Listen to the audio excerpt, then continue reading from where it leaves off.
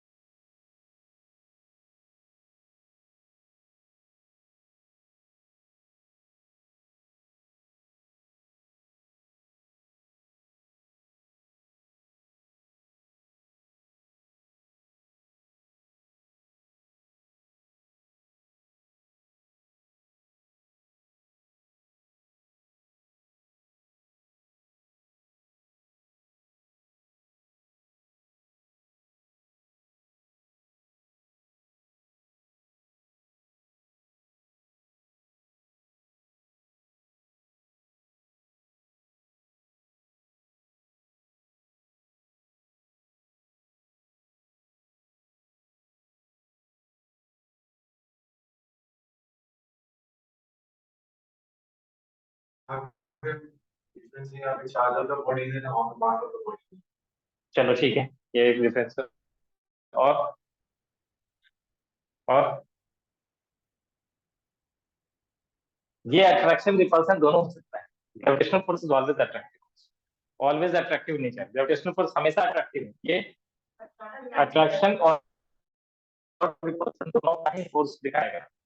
और एक और चीज, तुमने इस दो चार्ज पार्टिकल को भी हवा में रखा है, एयर में रखा है, ठीक है, या फ्री स्पेस में रखा है, तो इसका कुछ पर्टिकुलर वैल्यू आएगा, ठीक है, फोर्स का कुछ, अगर इस चार्ज का डेटा दिया हुआ है तो। लेकिन इसी सिस्टम को, पूरा सिस्टम को तुम ले जाकर पानी के अंदर डिवाइड, तब क्या होगा? फोर्स इफेक्टेड होगा या नहीं? एक्सप्रेशन है तुम्हारा सामने।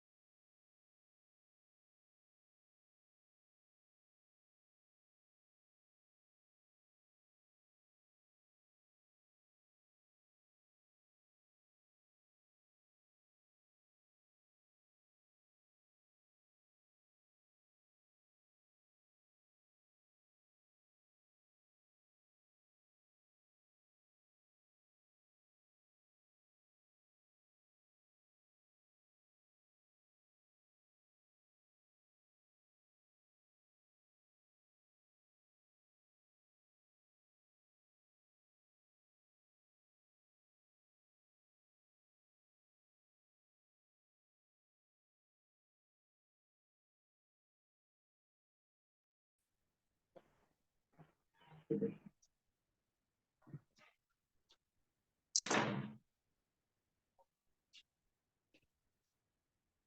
है, तो सिमिलरिटीज में और डिफरेंसेस में दोनों को हम लोग को नोट डाउन कर देना पड़ेगा। पहले देखते हैं दोनों के बीच में डिफरेंसेस क्या है, या सिमिलरिटीज लिख लिया हो क्या तुमने? लिख लिया है क्या? अच्छा, काट दिया, कोई बात नहीं, चलो ठीक। differences between differences between electrostatic and gravitational force।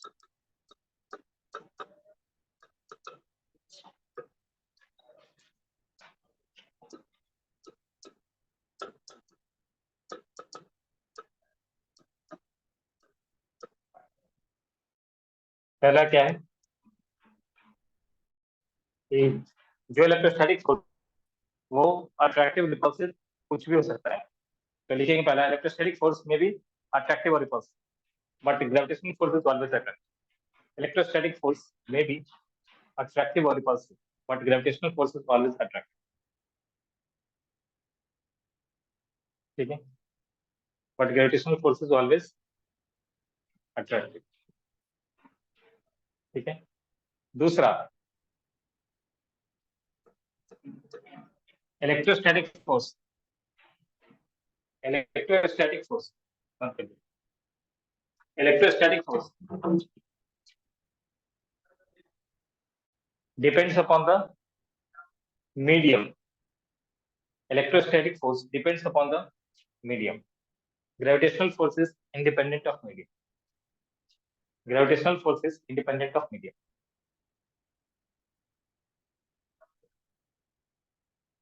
gravitational force is independent of medium। ठीक है,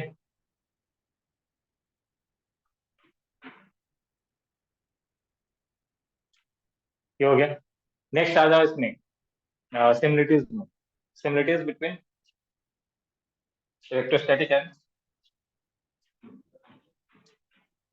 similarities between electrostatic and gravitational force. Similarities क्या है? बोथ आर वेक्टर क्वांटिटी, दोनों के दोनों फोर्स है ना vector quantity, both force are vector quantity. ठीक है, बोथ आर वेक्टर क्वांटिटी। दूसरा electrostatic as well as gravitational force follows inverse square law, follows inverse square law.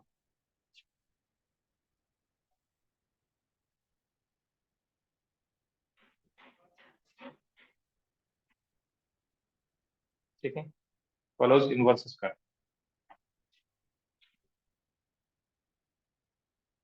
आगे बढ़ें,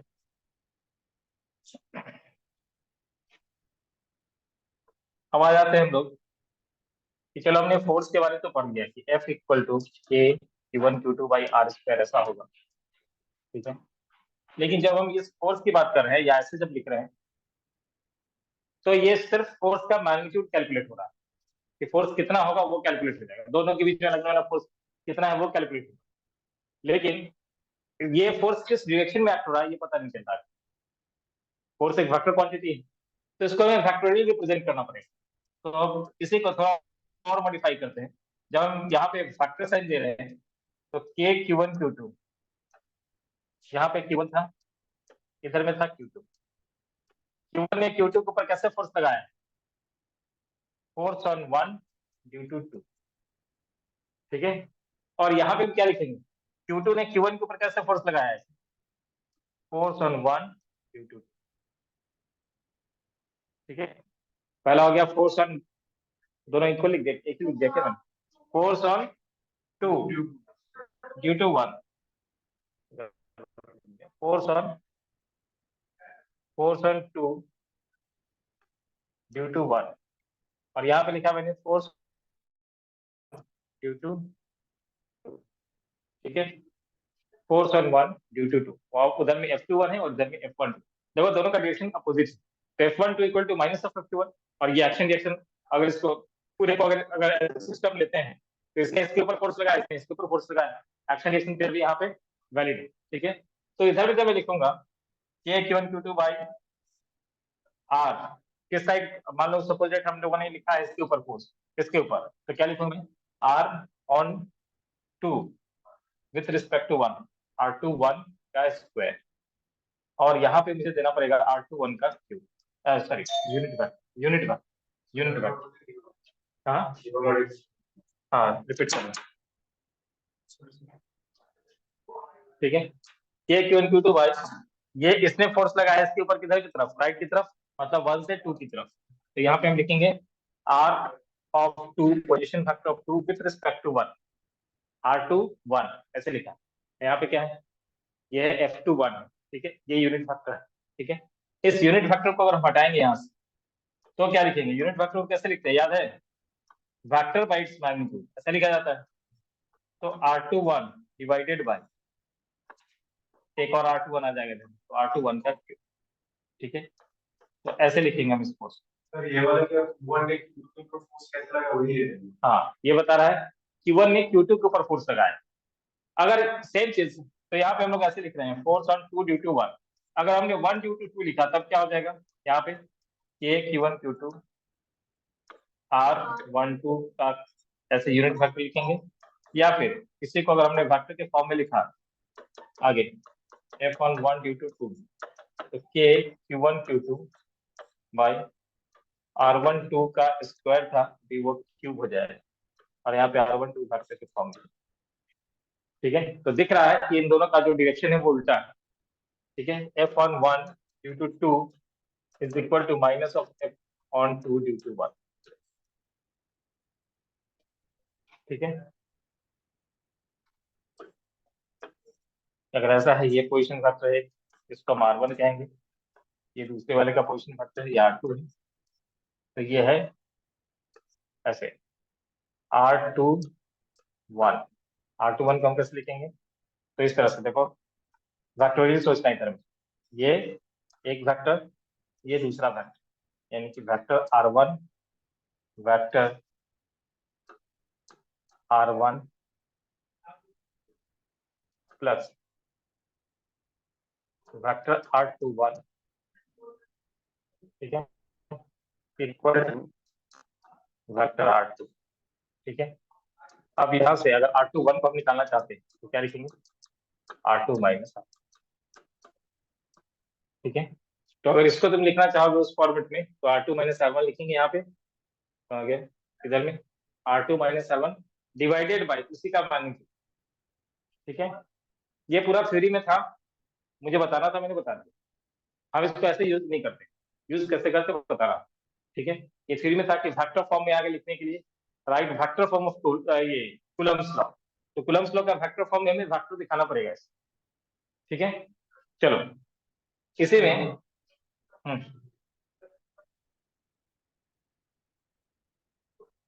सर नोट्स पे आपने तो वो F1 two force on Q1 due to वो के Q1 into Q2 पे आ चुका है, वहाँ पे R12 क्या है, 1 2 का वो कहाँ पे, मैंने दोनों ही लिखा है यहाँ पे, R12 का कैप भी लिखा है और R2, और बाद में लिखा हो कि ये दोनों एक दूसरे का अपोजिट है, थोड़ा सा देखिए। हाँ दिखाओ,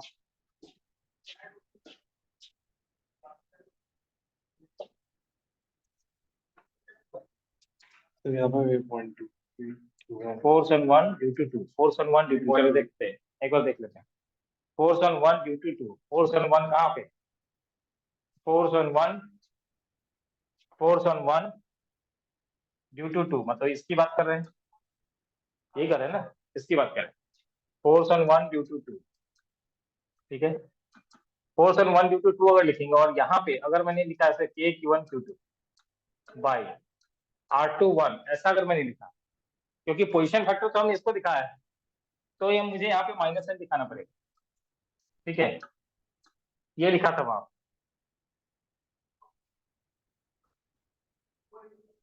माइनस नहीं, अगर तुमने इसको प्लस किया तो दूसरे वाले को मेरा ये कहना है कि अगर यहाँ पे हम माइनस नहीं दिखाते, ठीक है, माइनस अगर नहीं दिखाते तो फिर ये R21 नहीं है, ये R12 दिखना पड़ेगा मुझे, देखो ऐसे ऐसे समझे इसको, मान लो कि यहाँ से हटा दिया मैंने इसको, मैं कैसे लिखूंगा, ये Q1 Q2, इसको जब इस फॉर्मेट में लिखोगे ना ऐसे वाले फॉर्मेट, तो ये कंफ्यूजन नहीं रहेगा तुम्हारे पास, इसको लिखो, वेक्टर के फॉर्म में लिखूँ तो क्या लिखूंगा मैं, यहाँ पे R21 का क्यूब और यहाँ पे R21 ऐसा, और फिर इसको हम लोग क्या लिखने वाले हैं उधर से, उसके अकॉर्डिंग लिखो। यहाँ पे माइनस साइन है, माइनस के Q1 Q2 बाई R21 का क्यूब, और इस चीज को हम क्या लिखेंगे R2 माइनस R, ऐसा लिखेंगे। तो जैसे इसको मल्टीप्लाई करोगे ये अपने आप R1 माइनस R2 हो जाए। ये तो मॉड है, इसको तो फर्क नहीं पड़ेगा, मॉड का क्यूब, मैग्नीट्यूड का क्यूब, इसको फर्क नहीं पड़ेगा कि माइनस है कि प्लस है, लेकिन इस डायरेक्शन को फर्क पड़ेगा। ठीक है, तो अगर हम माइनस लिखते हैं, अगर माइनस नहीं लिखते हैं, माइनस नहीं लिख के भी हम इसको रिप्रेजेंट कर सकते हैं के Q1 Q2, तब ये R1 माइनस R2 ऐसा हो जाए। नीचे में मैग्नीट्यूड है, मैग्नीट्यूड का क्यूब है, तो इसको फर्क नहीं पड़ने वाला है। हाँ हाँ F21 के, हाँ F12 के लिए। ठीक है, एक बार रुक जाओ। हाँ नहीं समझ में आया, एक बार एनसीईआरटी खोलो, एनसीईआरटी है सब लोगों के पास? नहीं है? अच्छा चलो, यहाँ पे तो है, होगा किसी के पास, निकालो, ओपन करो।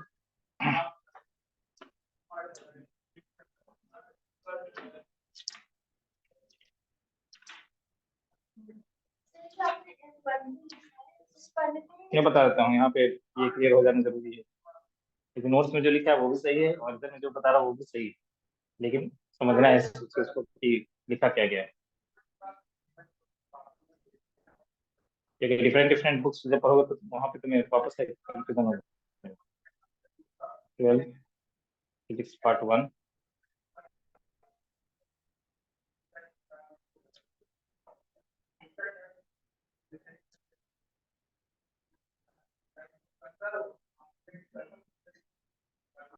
अब देखो यहाँ पे एनसीईआरटी निकालो, पेज है किसी के पास, पेज नंबर 12, पेज नंबर 12।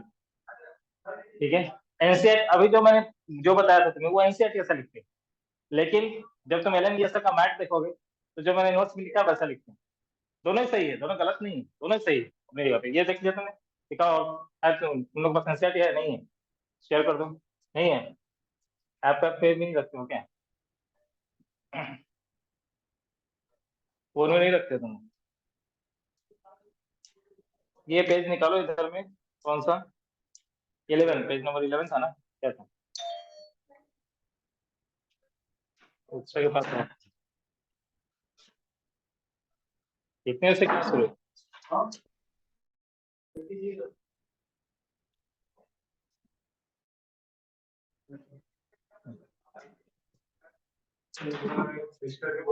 हाँ मैं बताता हूँ, जब तक कंफ्यूजन क्लियर नहीं हुआ हम आगे नहीं बढ़ेंगे। ठीक है, दोनों जगह का रेफरेंस दिखा देता हूँ कि हाँ, कौन सा चीज कहाँ से लिखा गया है। ठीक है, ये चीज क्लियर हुआ। अभी जो मैंने लिखा था वही है, F12 को F12 ही दिखा रहे हैं इधर में। ठीक है, दोनों ही सही है, मैं बताता हूँ, क्लियर कर देता हूँ।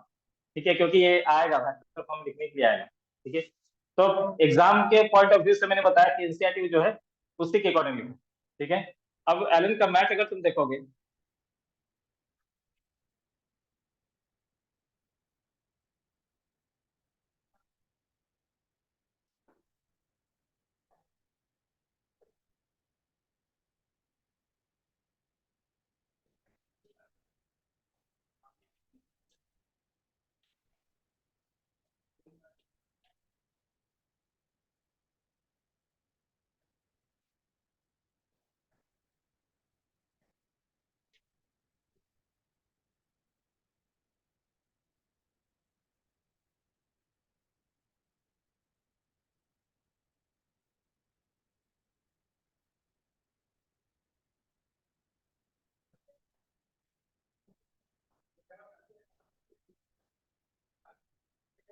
अब इन लोग का देखो, मैथ है एलन का, नहीं एक एक करके देखो। चलो ये स्क्रीन शॉट ये लेकर के भेज देता हूँ ग्रुप में।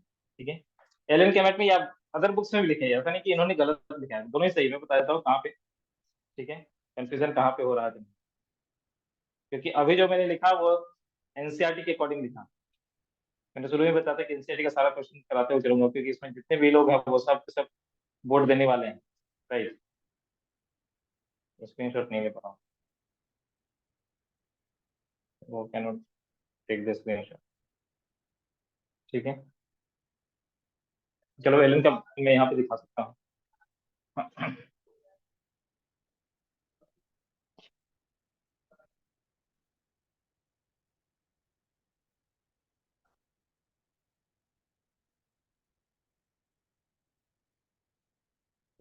मैं तो क्लियर कर देता हूँ, दोनों ही चीज सही लिखा है। ठीक है, लेकिन वो है क्या, लेकिन तुम लोग को बोर्ड के लिए वही लिखना है जो भी मैं लिखा रहा हूँ। ठीक है,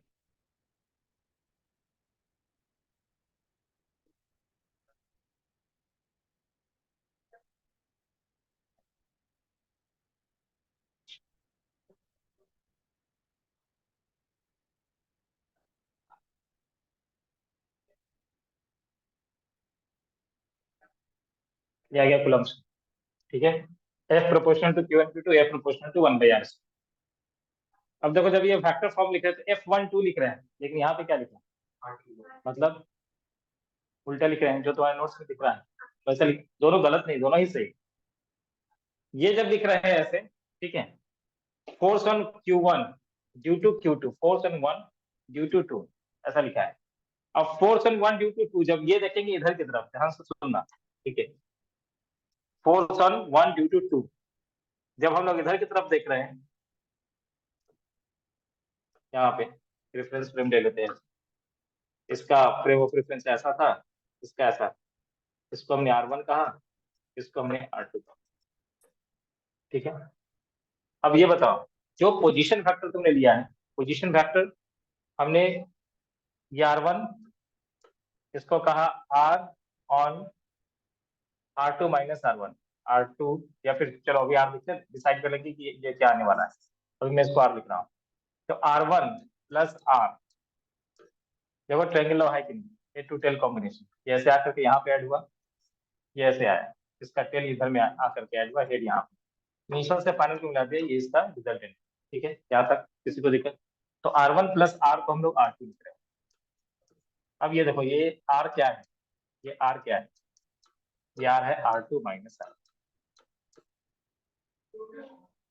ठीक है, पोजीशन वेक्टर तुमने क्या लिखा, R2 माइनस R1, इसका क्या मतलब है, मतलब ये पोजीशन वेक्टर इसी को दिखा रहे हैं।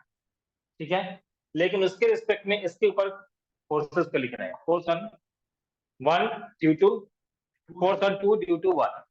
ठीक है, लेकिन पोजीशन फैक्टर जब इन्होंने यहाँ पे ये लिया कि दोनों के बीच का सेपरेशन, तो फैक्टर के फॉर्म में वो इसको इस चीज को दिखा रहे हैं। समझ में आया? फैक्टर के फॉर्म में किस चीज को दिखा रहे हैं, वो दिखा रहे हैं कि इसका जो डायरेक्शन है वो इधर की तरफ है। जैसे तुम इसको सीधा करोगे यहाँ पे अपने आप माइनस साइन, मतलब R2 1 को अगर तुमने R1 2 इसके फोर्स जैसे लिखा, यहाँ पे R1 3 लिखा, हाँ मतलब R1 में इस फैक्टर, हाँ, जब उसको फैक्टर के फॉर्म में ऐसे जब अरेंज करोगे तो अपने आप माइनस साइन चलाएगा, इसलिए दोनों अपनी अपनी जगह पे सही। ठीक है, तो चालाक इंसान क्या करता है, याद रखने के लिए, ठीक है, याद रखने के लिए अगर तुम्हें नोट्स को ठीक कर रहा है तो चलो वो भूल जाओ कि एलन ने क्या लिखा है, एनसीईआरटी के अकॉर्डिंग तुम नोट बना लो। वो लोग हमेशा जिसके तरफ फोर्स लिखेंगे उसी को पोजीशन फैक्टर लेते हैं। जब R1 2 लिखेंगे तब ये ऐसे, F1 2 लिखेंगे तब वो ये वाला पोजीशन फैक्टर लेंगे, जब F2 1 लिखेंगे तब वो ये वाला पोजीशन, कोई झंझट नहीं रखते प्लस और माइनस। इन्होंने कहा कि हमने रेफरेंस फ्रेम दिया, रेफरेंस फ्रेम में हमने पोजीशन वेक्टर इसको R कह दिया, अब वो चेंज नहीं करेगा पूरे क्वेश्चन में, इनका कहना पूरे क्वेश्चन हम वही डायरेक्शन रखते हैं, तो इसलिए वो इसको रिवर्स करके लिखते हैं, माइनस साइन ना लिख करके वो जब F1 2 लिखेंगे तो यहाँ पे F2 1 लिखेंगे। ठीक है, और जब वो F2 1 लिखेंगे तब यहाँ पे F1 2 लिखेंगे। हाँ, इसलिए दोनों एक ही बात है, दोनों एक ही बात है, समझने का है, और दोनों ही सही है, क्योंकि डिफरेंट डिफरेंट जब बुक तुम पढ़ोगे तो अलग अलग मिलेगा, खुद कंफ्यूज हो जाओगे, एनसीईआरटी ने तो ऐसा लिखा था, इसने तो ऐसा लिखा है, दोनों ने सही लिखा है, दोनों ने ही सही लिखा है। इसमें वो पोजीशन फैक्टर को फिक्स करते रहे, उसमें वो पोजीशन फैक्टर नहीं रहे, देखो डिफरेंस फ्रॉम कुछ दिया ही नहीं, सीधा ऐसे ज्वाइन कर दिया है। ठीक है, एनसीईआरटी के अंदर डिफरेंस फ्रॉम कुछ ले ही नहीं रहे। ठीक है, तो अगर कंफ्यूजन ना हो तो उसके लिए ठीक है, एनसीईआरटी में जो है वही लिखो, ऐसे भी एनसीईआरटी के जो अंदर जो है तुम्हें बोर्ड में वही लिखने पर मार्क्स मिलेगा। ठीक है, लेकिन ये तो जब चैलेंज ज्वाइन कर चुका है उसको जाकर के यही सिखाया, तो कंफ्यूज नहीं होना है। ठीक है, दोनों बात सही है, दोनों बात सही है। ठीक है, दोनों ही सही है, फिजिक्स के मैथ में भी ऐसा लिखते हैं, अदर मैथ्स में भी देखा है मैंने। ठीक है, लेकिन कुछ आकाश वाले जो एकदम एनसीईआरटी को लेकर के चलते तो आकाश में लिखा, वैसा आकाश के मैथ में देखोगे तो तुम्हें वैसा भी लिखा, वो आकाश प्लान कर चुकी है। है, तुम जाकर के देखना उसमें एनसीईआरटी को ही उन्होंने कोट किया है, तो एनसीईआरटी के जैसा ही लिखते हैं। ठीक है, लेकिन यहाँ सब आ चुके हैं। ठीक है, तुमको क्या बताऊं मैं, इसलिए दोनों क्लैरिटी होना चाहिए। ठीक है, तुमने कुछ ज्वाइन कर रखा है क्या इधर उधर? नहीं, चलो ठीक। एक स्टूडेंट आता है यहाँ पे, अमित को जानते हो? तुम लोग के क्लास, तुम लोग के साथ साथ एक दो क्लास किया भी था, अमित, अमित मुखर्जी। हाँ, ऐसे तो देखा तो होगा, तुम्हारा क्लास जब चलता था तभी वो एक हेल्दी पर्सनालिटी का लड़का बैठा हो रहा था, देखा है? वो उसने भी आकाश ज्वाइन किया, 2 महीने उसने कम्प्लीटली छोड़ दिया, 2 मंथ में उसने कम्प्लीटली एक बहुत ही बड़ा डिसीजन दिया। ठीक है, वो रिपीट करने वाला था। ठीक है, उसके बाद रिपीट करने के बाद उसने आकाश में एडमिशन, मतलब जब उसने सोचा कि मुझे रिपीट देना है, तो उसने आकाश में एडमिशन ले लिया। ठीक है, उसके बाद आकाश में एडमिशन लेने के बाद यहाँ पे आया कि मुझे यहाँ भी करना है, फिजिक्स का क्लास करना है। ठीक है, फिजिक्स की क्लास ज्वाइन किया, और उसके बाद लिटरली 2 मंथ के बाद उसने कहा मैं आकाश नहीं जाऊंगा। पेरेंट्स ने कहा कि मुझे सेल्फ स्टडी करने का टाइम नहीं मिला। पेरेंट्स ने कहा तुम्हारे पास ऑप्शन है, या तो सर को छोड़ दो, नहीं तो आकाश छोड़ दो। उसने क्या, तुम्हें क्या लगता है क्या डिसीजन दिया होगा? आकाश छोड़ के वहां पे वो जब आता है रात सुबह में 9 बजे, शाम को 5 बजे जाता है, उसका परसेंटेज पता है कितना है? इसको तो भेजा था इसको का। हाँ, भेजा भेजा था ना इसको इसको का। ठीक है, फर्स्ट, हाँ हाँ 98.87 ऐसा है, मतलब 19 फर्स्ट जे, और सेकंड वाला जे भी होने वाला है। ठीक है, हो गया तो बस हो गया, कर लिया first। शुरू हुआ है अभी, उन लोग उसका शायद 10th या 11th का उसका डेट अभी शुरू हो चुका है, मतलब ये।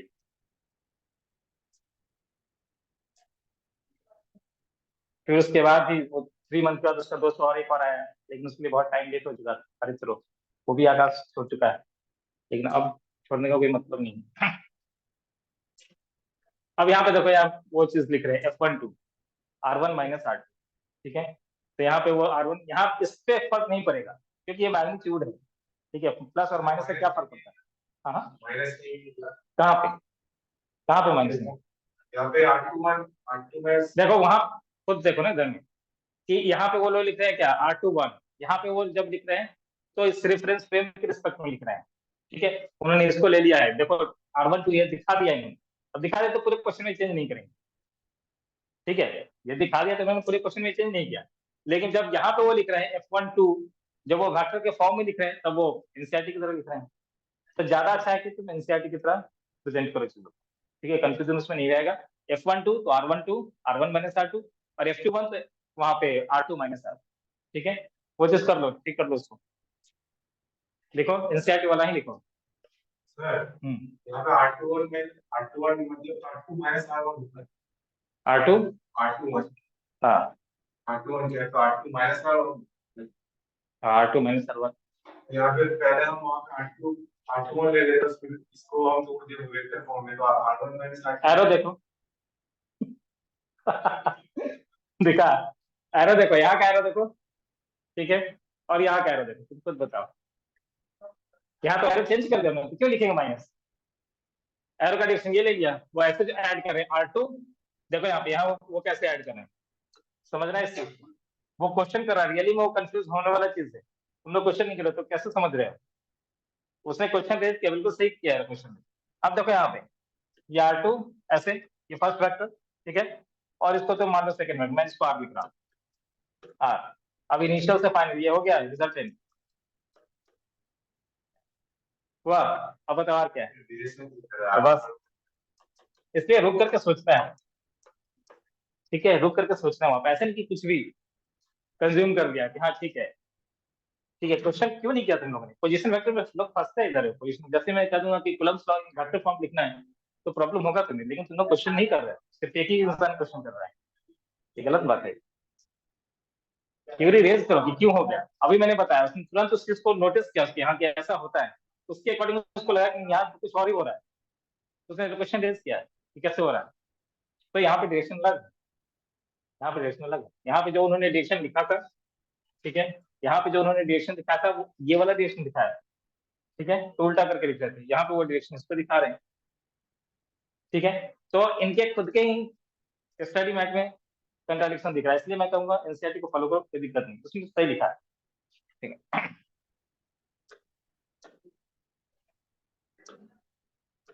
वो नोट्स कोविड के टाइम में बना था, ठीक है, इसलिए मैं अभी अभी देखा होगा तुम हर जगह पे कि कहीं कहीं पे मैं कहता हूँ कि हाँ इसको चेंज कर दो, इसको चेंज कर दो, इसमें ऐड करता हूँ, चेंज कर दो, ठीक है, इसलिए तुम लोग का जो नोट्स होना चाहिए वो अपडेटेड होना चाहिए। ठीक है, तो क्या देखा हम लोगों ने कि F12 जब हम लिख रहे हैं यहाँ पे, अब इसको ठीक करके लिख लो ऐसे, F12 जब हम लिख रहे हैं तो कैसे लिखेंगे, के Q1 Q2 बाई, यहाँ पे R12 ही लिखूंगा मैं, ठीक है, अभी कोई दिक्कत नहीं है, यहाँ पे R12 का मैं कैप कर दूंगा, कैप में कोई दिक्कत नहीं, यूनिट वेक्टर, यूनिट वेक्टर को जब हम हटाएंगे किस फॉर्म में, वेक्टर के फॉर्म में जब लिखेंगे तब मैं यहाँ पे क्या लिखूंगा, इसको देखो यहाँ पे R12 का कैप का मतलब हो गया vector R12 divided by R12 का मैग्नीट्यूड, ऐसे, ठीक है, तो एक R12 पहले से था, एक और आ रहा है इसके कन्वर्जन से, तो क्या लिखूंगा इधर में, R12 का वेक्टर R12 और इधर में R12 का क्यूब, ये फोर्स ऑन 1 ड्यू टू, ठीक है, फोर्स ऑन 2 ड्यू टू 1 क्या लिखेंगे, सिमिलरली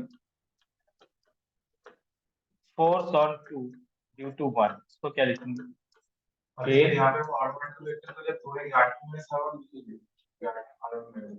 यहाँ पे जब ऐसे लिखने में जब हम इसके अकॉर्डिंग लिख रहे हैं तो कोई दिक्कत नहीं, R1 माइनस आर, ठीक है, और जब यहाँ हाँ माइनस के पहले भी है जब पहला मैंने वो R1 में सारे वो लिख रहे हैं। हाँ, तो यहाँ पे तो मैंने F1 माइनस F2 लिखा है, F11 ड्यू टू 2 लिखा है, तो ठीक ही तो है, हाँ।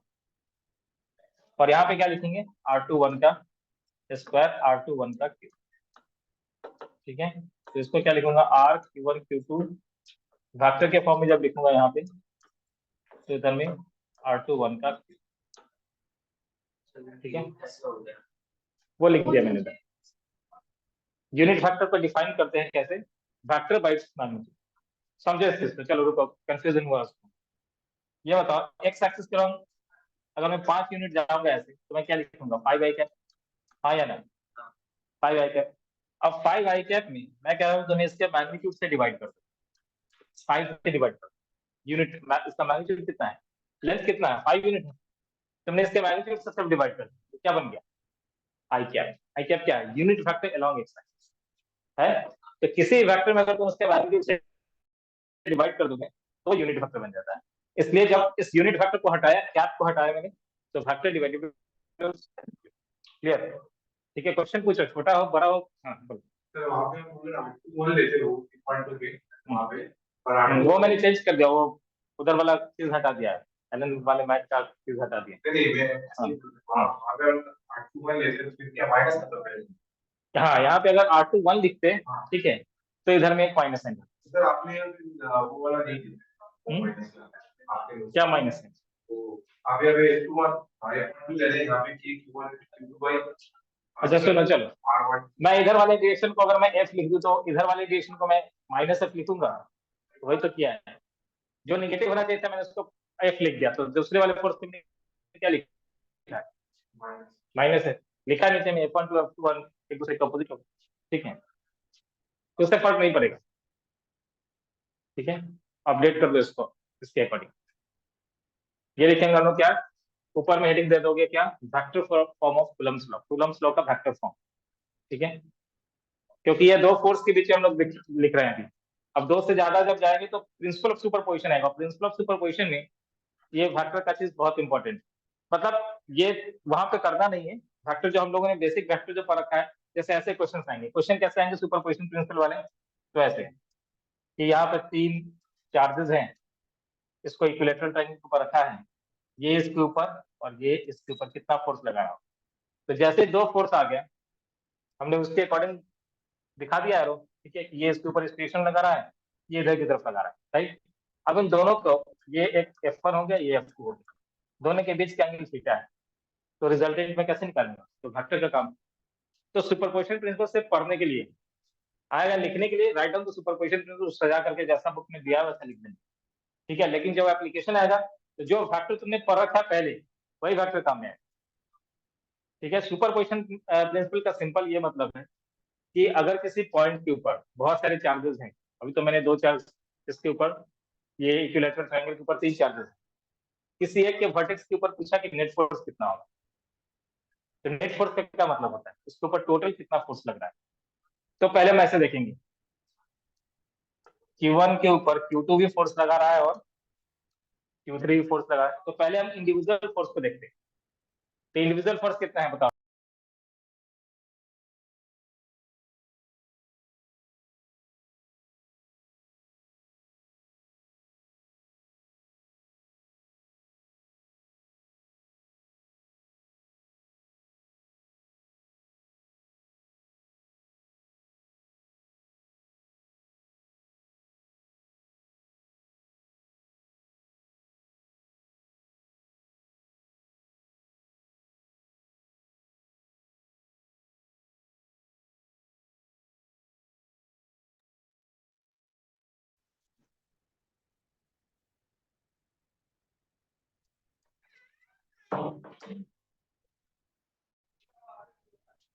ठीक है, तो Q2 ने Q1 के ऊपर, इस Q1 के ऊपर कितना फोर्स लगाया, तो Q1 Q2 divided by A का स्क्वायर।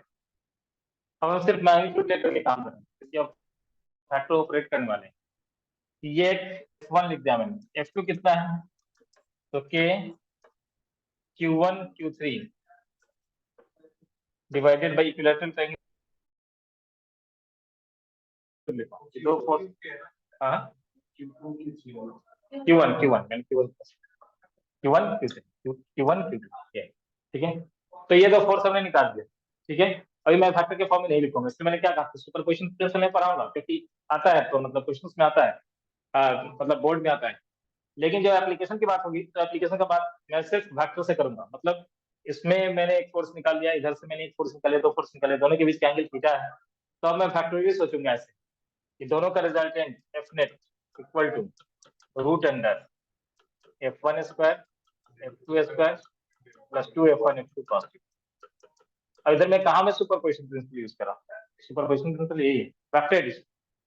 ठीक है, अगर 3 वेक्टर होता, सोचो कि कॉम्बिनेशन को चेंज करते, ऐसा होता, यहाँ पे भी एक चार्ज रख देता, अगर यहाँ पे भी चार्ज होता, तब क्या करते, तब एक फोर्स ऐसे भी लगता।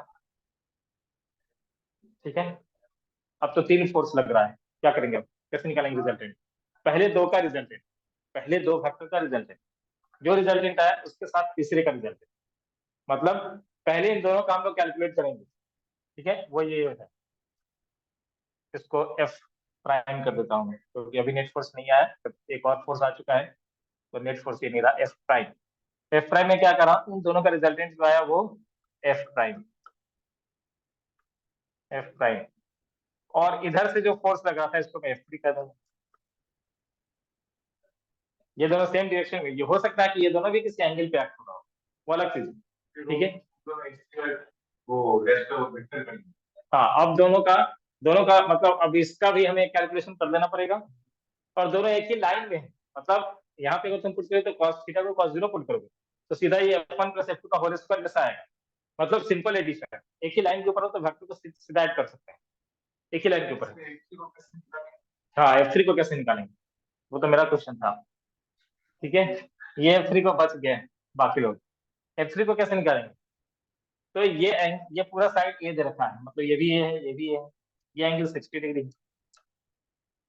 इस वाले को, इस वाले रेंज को हमें निकालना पड़ेगा, मान लेते हैं वो एक्स, एक्स कितना है, तो बताओ इसके सामने वाला परपेंडिकुलर है, तो एक्स इक्वल टू जो भी है ए साइन 60 होगा, कैसे, एक्स और ए के बीच में ये 90 हो गया, 90 के सामने वाला हाइपोटेन्यूज है, तो एक्स एंगल के सामने वाला परपेंडिकुलर होता है डिवाइडेड बाई हाइपोटेन्यूज, जो कि ये इक्वल टू मैं क्या लिखता साइन 60, एक्स का वैल्यू कितना आ गया, ए साइन 60, सिंपल ट्रिग्नोमेट्री, तो इसका वैल्यू है ए साइन 60। ठीक है, अब वापस से ये क्या है, मान लेते हैं यहाँ पे Q3 क्या है, तो निकालो, F इक्वल टू के Q3 into Q1 divided by, इस x का वैल्यू कितना है, a इंटू रूट 3/2 का होल स्क्वायर, तो के Q3 Q1 by 4 into 3a²। ठीक है, अब इन दोनों का रिजल्टेंट जो भी आया उसको इस थर्ड वाले के साथ ऐड कर। क्यों? क्योंकि ये इक्विलैटरल ट्रायंगल है, तो इस दोनों का जो रिजल्टेंट होगा, इन दोनों 60 है तो बीच में ही जाएगा, हाँ के साथ ऐड कर देना, क्योंकि दोनों एक ही लाइन के ऊपर है। नहीं, अगर ऐसा होता, मानो कि F3 ऐसे जा रहा होता, इन दोनों के बीच में कोई एंगल होता, तो वापस से तुम्हें ये वाला फॉर्मूला पे जाना पड़ता। ठीक है, आएंगे अभी बहुत सारा क्वेश्चन भी हम लोग को करना है। ठीक है, तो आएंगे अभी। हाँ, एक लाइन, ये जो F' है और F3 जो है वो दोनों एक ही लाइन में। कैसे? तो ये तो ऑलरेडी इसके ऊपर, इसके लॉन्ग लग रहा था, और जब दो फोर्सेस हो और ये इक्विलैटरल ट्रायंगल के ऊपर हो और आगे दिया जाए ये सारे चार्जेस इक्वल है। ठीक है, चार्जेस को इक्वल कर दिया जाए ताकि एक कॉमन रिजल्ट को तुम पहुंच सको। ठीक है, तो सब में क्यू स्क्वायर चलाएगा। सर वहाँ पे पहले तो था मतलब लग रहा है कहाँ पे? वो ऐसे निकलता है ना जो हम्म, वहाँ पे पहले तो था वो वेक्टर पहले तो नहीं, यहाँ पे मैंने ये किया कि दो वेक्टर अगर इक्वल मैग्नीट्यूड का है, इक्वल मैग्नीट्यूड का अगर वेक्टर हो तो उसका जो रिजल्टेंट होगा दोनों के बीच में ही होगा हमेशा हमेशा। एफ और एफ 60 डिग्री पे है तो उसका रिजल्टेंट 30 पे होगा, अगर दोनों इक्वल है तब। नहीं है तब अलग अलग हो सकता है, तब इसलिए तो मैंने कहा कि हो सकता है कि ये इस लाइन के ऊपर ना जाए, दूसरा ऐसे चला जाए, दूसरा इस तरह से हो। ठीक है, तो उसके उसमें, लेकिन जनरली वो इतना कॉम्प्लिकेट नहीं करेंगे। क्वेश्चन को सिंपल करने के लिए वो जब भी देंगे तो सिमेट्री बेस्ड क्वेश्चन, पॉसिबिलिटी सब है। ठीक है, लेकिन जब भी वो क्वेश्चन पूछेंगे तो सिमेट्री बेस्ड भी आएगा, इस लेवल में आने वाला है क्वेश्चन। ठीक है, तो ये हम लोग को करना है। सुपरपोजिशन प्रिंसिपल का सिंपल सा ये मतलब है कि हम लोग को इंडिविजुअल फोर्स कैलकुलेट कर लेना है और वेक्टर एडिशन करना है दो दो का, पहले दो का, फिर जो आया उसके साथ तीसरे वाले वेक्टर।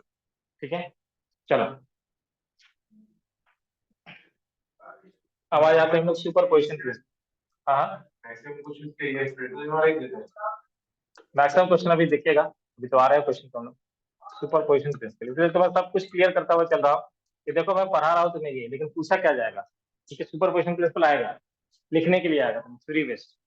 ठीक है, तो उसमें तुम्हें इसी तरह से लिखना है जैसा बुक में कहते हैं कि मान लेते हैं कि यहाँ पे एक Q0 चार्ज, मान लिया Q0, यहाँ पे एक Q1 चार्ज है, एक इधर में Q2 चार्ज है, एक इधर में Q3 चार्ज है। इसने इसके ऊपर फोर्स लगाया इस डायरेक्शन में, इसने ऐसे लगाया, इसने ऐसे लगाया। ठीक है, तो पहले वाले फोर्स को हम कहेंगे F1, दूसरे वाले फोर्स को हम कहेंगे F2 और तीसरे वाले फोर्स को हम कहेंगे F3। ठीक है, तीसरे वाले फोर्स को हम लोग क्या कहेंगे? F3, F1, F2, F3। ठीक है,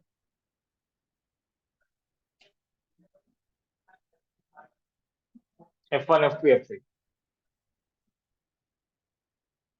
अब हमें क्या करना है, F1 को पहले कैलकुलेट करते हैं। मैं ये मान लेता हूँ ये R1 पोजिशन पे सेपरेशन, तो ऐसे लिखूंगा कि Q0 into Q1 divided by R1 का स्क्वायर इंटू R1 का कैप। F2 को क्या लिखूंगा कि Q0 into Q2 by R2 का square into R2 cap. F3 को क्या लिखूंगा,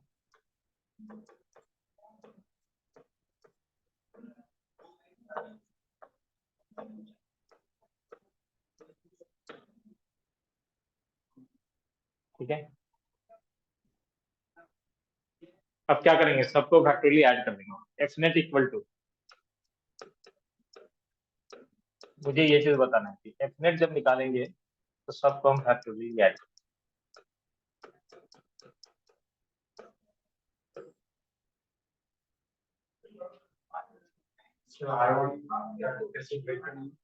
हाँ, मैंने क्या कहा कि ये थ्योरी में है।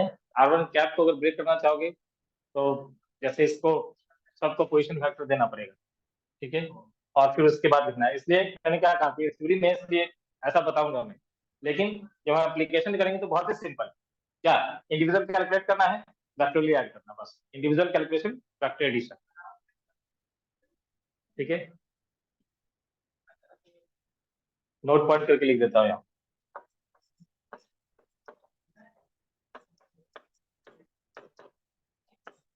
ठीक है,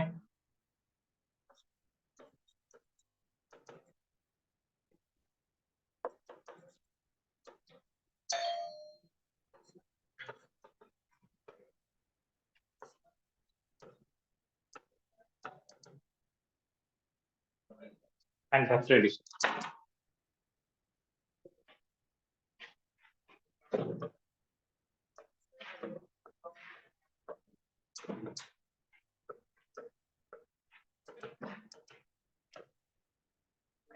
फैक्टोरियल एडिशन करना, ठीक है, यहाँ तक फैक्टोरियल एडिशन करना है, इंडिविजुअल फोर्स कैलकुलेशन करना है और फैक्टर का एडिशन करना है, फैक्टोरियल एडिशन करना, बस ये चीज ध्यान रखना है न्यूमेरिकल्स बनाते हैं।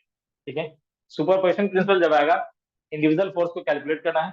देखो मैंने चला के क्या किया, सबको यूनिट वेक्टर नहीं छोड़ दिया, कोई काट नहीं सकता इसको। ठीक है, मुझे उस चक्कर में जाना ही नहीं कि R12 लिखो कि R21 लिखो, R1 R2 R3 ऐसे मार्क कर दिया सबको। और उसके बाद इसके अलॉन्ग डायरेक्शन, इसके अलॉन्ग डायरेक्शन, इसके अलॉन्ग डायरेक्शन। जब डायरेक्शन में लिख रहा हूँ मैंने यूनिट वेक्टर का, यूनिट वेक्टर से सिग्निफिकेंस सिर्फ डायरेक्शन का है। ठीक है, तो फैक्टोरियल मैंने ऐड कर दिया, f equal to f1 f2 f3। R1 की आपको उसका वैल्यू क्या दे देगा? हाँ दे देगा। जैसे एक सिचुएशन दिखाया कि इक्विलैटरल ट्रायंगल है, कभी कहेंगे स्क्वायर है, कभी कहेंगे रेक्टेंगल है, ऐसे वो सिचुएशन एक देंगे, क्रिएट करेंगे। ठीक है, तो उसके अकॉर्डिंग हमें आर कैलकुलेट कर लेना पड़ेगा। ठीक है, आते हैं क्वेश्चन, चलो ऐसे भी। ठीक है, जिनके पास है ठीक है, नहीं है कोई बात नहीं, मेरे पास है। अभी एक जो भी कंफ्यूजन अगर बना होगा अभी कुछ तक एक दो टॉपिक में, तो वो क्लियर हो जाएगा numericals.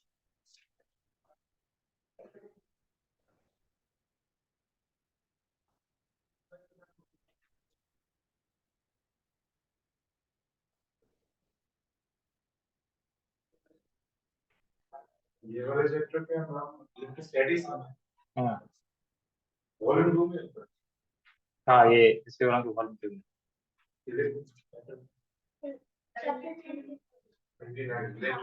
Electric field and potential, यहाँ पे इलेक्ट्रिक फील्ड नाम है और एनसीईआरटी के अंदर इलेक्ट्रिक फील्ड एंड चार्जेस नाम। ठीक है, electric charge and field.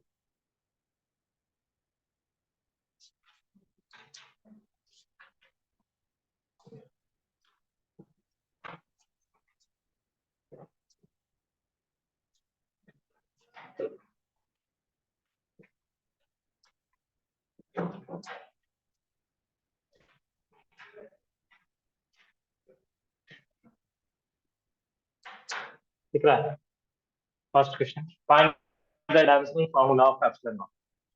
Clear है, हो जाएगा। एप्सिलॉन नॉट का डायमेंशन क्या होगा, हमने यूनिट तो निकाल लिया था, डायमेंशन क्या होगा, कैसे निकालते डायमेंशन, याद है कुछ? नहीं पढ़ा। नहीं पढ़ा, क्या बताओ, छोड़ दिया था, क्यों छोड़ दिया था, तो समझ में नहीं आता या फिर नहीं ऐसे ही छोड़ दिया। इम्पोर्टेंट नहीं है? हाँ। तुम लोगों ने पढ़ा है ना यूनिट डायमेंशन, कैसे पढ़ा है, अच्छे से, बहुत अच्छे से, या फिर अच्छे से पढ़ा है? ठीक है, तो बताओगे, तुम्हें बताओगे। एप्सिलॉन नॉट का डायमेंशन, पहला क्वेश्चन तो ये था, इसका डायमेंशन निकालना है। तो सबसे पहले हम इसका देखेंगे एप्सिलॉन नॉट आता कहाँ पे आता है ये, फोर्स वाले formula, 1/4 pi epsilon naught Q1 Q2 by R का स्क्वायर। ठीक है, अब यहाँ पे इसको हमें सब्जेक्ट बनाने का है एप्सिलॉन नॉट, तो Q1 Q2 बाई 4 पाई, और ये आ जाएगा नीचे इंटू आर का। Q1 Q2, देखो 4 पाई का कोई डायमेंशन होगा नहीं, कोई भी नंबर का डायमेंशन होता नहीं। Q1 Q2 AT, A square T square या IT ऐसा लिखेंगे।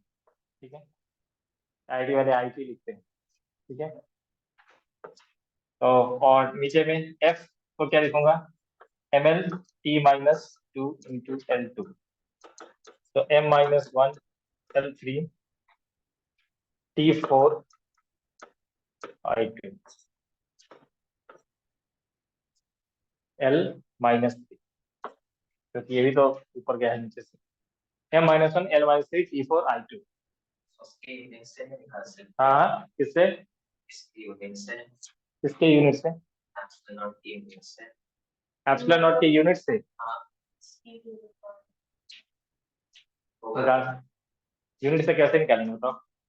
यूनिट में भी यूनिट से क्या पता चलता है? क्वांटिटी तो पता चलता है। तुम कहोगे न्यूटन है तो फोर्स का ही तो डायमेंशन पुट करोगे, तो आसान किया है ना, निकाल सकते हैं, मैंने ये नहीं कहा कि नहीं निकाल सकते। एप्सिलॉन नॉट क्या क्या लिखा था, कूलम्ब स्क्वायर पर न्यूटन मीटर स्क्वायर, ठीक है। तो यहाँ पे क्या पुट करोगे, आई टी या आई टी? हाँ,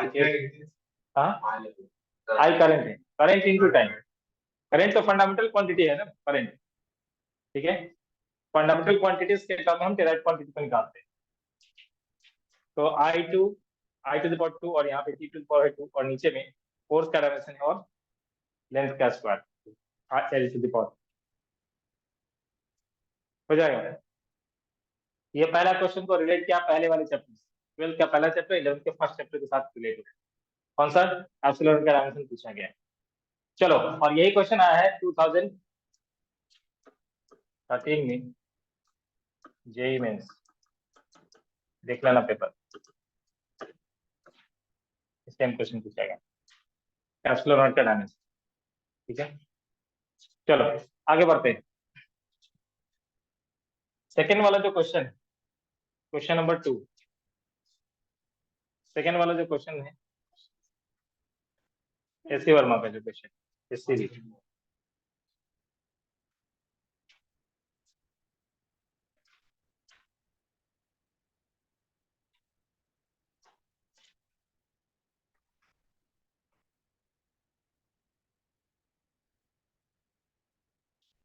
सेकेंड वाला जो क्वेश्चन क्या है, ये कोई चार्ज है 1 कूलम्ब का, जिसको प्लेस किया गया है at the top of your college building and another equal charge at the top of your house, और इक्वल चार्ज है दोनों का 1 कूलम्ब ही है, ठीक है। Take the separation between the two charges 2 kilometre, दोनों के बीच का सेपरेशन कितना लेना है, 2 किलोमीटर, यानी 2000। अच्छा, फिजिक्स में जो भी कैलकुलेशन करेंगे सब ऐसा यूनिट में, ठीक है। तो किलोमीटर है तो उसको मीटर में कन्वर्ट कर देना है। हाँ, find the force exerted by the charge on each other, how many times of your weight is this force. तो इसका आंसर यहाँ पे ढूंढना मत, इसका आंसर नहीं, सबका वेट अलग अलग, सबका आंसर अलग अलग होगा, इसलिए बुक के अंदर इसका आंसर नहीं है। लेकिन मान लेते हैं कि 50 केजी अगर है किसी का, ठीक है, तो उसके साथ कंपेयर करना है तो क्या करेंगे, 50 केजी अगर किसी पर्सन का है मास, तो वेट कितना होगा, 500 न्यूटन, ठीक है। और वो भी फोर्स कुछ कैलकुलेट होकर के आएगा, तो दोनों को कंपेयर करना है। कंपेयर कैसे करेंगे, डिवाइड कर देना है, रेशियो निकालना है, ठीक है, हो जाएगा। चलो, अब सेकेंड वाले, उसके बाद वाले क्वेश्चन में क्या दिया है कि अगर वेट 50 केजी का है, ठीक है, वहाँ पे वो वेटर तो ये इसलिए मैंने 50 केजी लिया था, आगे आने वाला है, ठीक है, इसमें ही इसका आंसर है। ठीक है, हाँ बोलो। वहाँ पे सर वो फोर्स काम लिखा है, पहले में निकल गया, फिर वेट पहले निकल गया, उसके बाद पूछा कि at what separation the two equal charge, 50 लगे 500 it's fine। F1 by F2 कर दो, तो कह सकते हैं कि वेट का वो कितना टाइम से, ठीक है। नेक्स्ट उसके बाद वाला कि टू चार्जेस हैं 1 कूलम्ब के सेपरेशन पे रखा है और 50 केजी जो है वो पर्सन का वेट है, तो पूछा है क्या, एट व्हाट सेपरेशन, कितने सेपरेशन पे वो दोनों चार्जेस होंगे 1 कूलम्ब के, यानी कि आर को अननोन रखा है, हाँ, हो जाएगा ना, हो जाएगा, आर को अननोन रखा है। चलो उसके बाद आगे बढ़ जाओ। Find the electric force between two protons separated, नहीं वो थ्री तो बता दिया ना। वो भी अच्छा, two equal charge are placed at the separation of 1 metre, दो इक्वल चार्ज, तो यहाँ पे चार्ज पूछा है, तो क्या करेंगे, Q1 Q2 दोनों को क्यू लेंगे, इक्वल चार्ज बहुत है यहाँ पे, तो K into q into square divided by R, और आर का वैल्यू दे रखा है, आर का स्क्वायर दे रखा है, और इक्वल करना है किसकी, 50 केजी पर्सन की वेट, तो 500 चार्ज निकल चार्ज निकालना है, ठीक है। Question number 5, find the electric force between two proton separated by distance of 1 fermi, the proton in nucleus remains at the separation of this order, proton का charge है 1.6 1.6 into 10⁻19, हाँ उसका होल स्क्वायर होगा, और कितने सेपरेशन पे रखा है, तो 10⁻15 के सेपरेशन पे रखा है, ठीक है। तो पूछा है कि कितना इलेक्ट्रोस्टैटिक फोर्स में हो जाएंगे, यहाँ तक तो आसान था। अब आते हैं इसके आगे, क्वेश्चन नंबर 6, ठीक है, इसके लिए हमें चलना पड़ेगा थोड़ा पीछे थ्योरी में, ठीक है, थ्योरीज के लिए नहीं है, लेकिन वो स्टडी मैट के अंदर इसको थ्योरी बना देते हैं। कि अभी जो क्वेश्चंस आने वाले हैं हम लोग आ जाते हैं किसमें कि हमने पढ़ लिया कूलम्स लॉ, ठीक है। अब कूलम्स लॉ के अंदर कितने टाइप के क्वेश्चंस आ सकते हैं, कितने टाइप के क्वेश्चंस आ सकते हैं। तो अभी कूलम्स लॉ में हमने क्या पढ़ा है, क्या पढ़ा है, दो चार्ज के बीच में लगने वाला फोर्स, फोर्स आया। अब पीछे वाला फोर्स चैप्टर के साथ वो कनेक्ट हो जाएगा। फोर्स कैसा, क्वांटिटी वेक्टर, तो पूरा वेक्टर इसमें इंप्लीमेंट होगा, ठीक है, देखते जाना, पूरा वेक्टर इसमें इंप्लीमेंट होगा। उसके बाद तो अभी वेक्टर के ऊपर ही है कि जैसे दो चार्ज उन्होंने दे दिया, सबके पास है बुक, देखो चार्ज को हम कहाँ पे रखेंगे कि नेट फोर्स उसके ऊपर जीरो, नेट फोर्स उसके ऊपर जीरो। नेट फोर्स जीरो होने का क्या मतलब, सिस्टम ट्रांसलेशनल इक्विलिब्रियम में, ठीक है, सिस्टम ट्रांसलेशनल इक्विलिब्रियम में। अब सिस्टम अगर ट्रांसलेशनल इक्विलिब्रियम में, मतलब अगर दो चार्ज यहाँ पे है Q1 और Q2, तो थर्ड चार्ज को बोलो कुछ बोला जाए। पहले को हमको a into q into 2 into 10 to the minus 6 by x square equals to कैसे करेंगे? रुक जाओ देखते हैं। अभी तीन रीजन है, थर्ड चार्ज को हम कहाँ पे रखेंगे, एक तो ये रीजन है एक्सट्रीम लेफ्ट, एक है एक्सट्रीम राइट, और दूसरा इन बिटवीन, ठीक है, तीन रीजन है। इसी तीन रीजन में कहीं पे हमें चार्ज, थर्ड चार्ज को प्लेस करना है। सोच कर देखते हैं कि हम कहाँ पे रखें। दोनों चार्ज दिया हुआ है मैग्नीट्यूड वाइज, कुछ दिया हुआ है, एक 1 × 10⁻⁶ और दूसरा 2 × 10⁻⁶, ठीक है। मान लेते हैं ये वाला चार्ज 1 × 10⁻⁶ और ये वाला जो चार्ज है वो 2 × 10⁻⁶। अब इन बिटवीन दोनों के बीच का सेपरेशन है।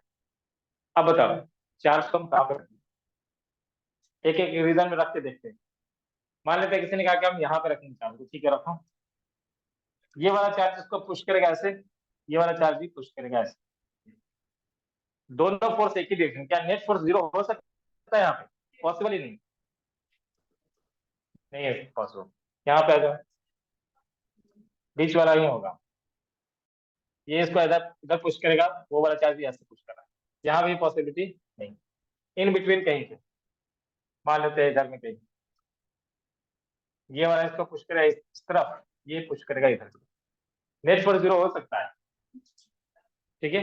अब तुम्हारे मन में क्वेश्चन होगा ये चीज कि कहाँ पे प्लेस करें, जगह कहाँ है, कौन सा जगह, पोजीशन क्या है, ठीक है।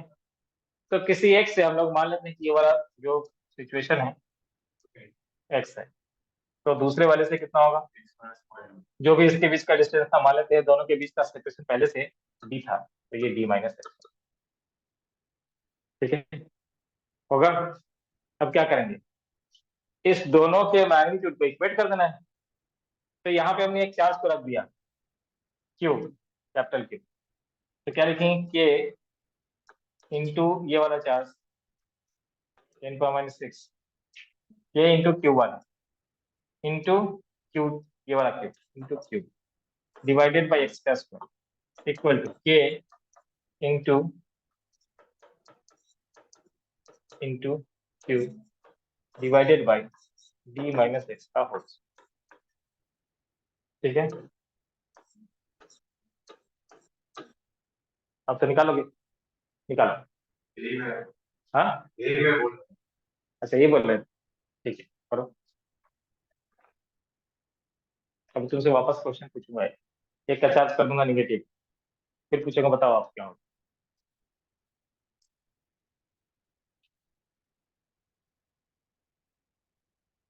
और इसमें एक और क्वेश्चन भी आने वाला है।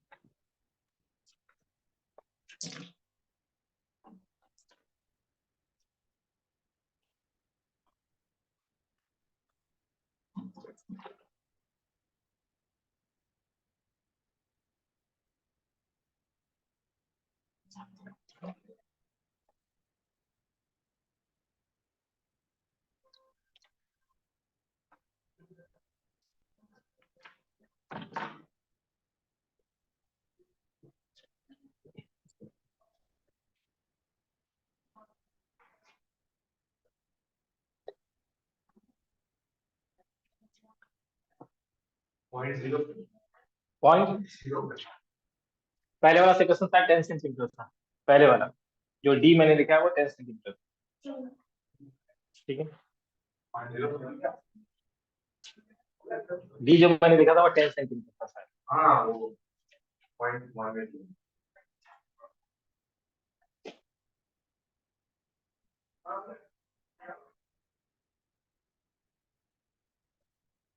क्या कैसे सॉल्व किया वो मुझे दिखा।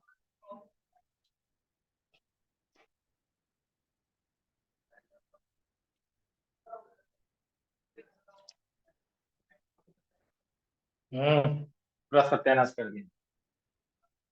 देखो ठीक से ऊपर में टू कहाँ गया, ऊपर का टू खा गया क्या? देखो ऊपर में टू मिस हो गया तुम्हारा।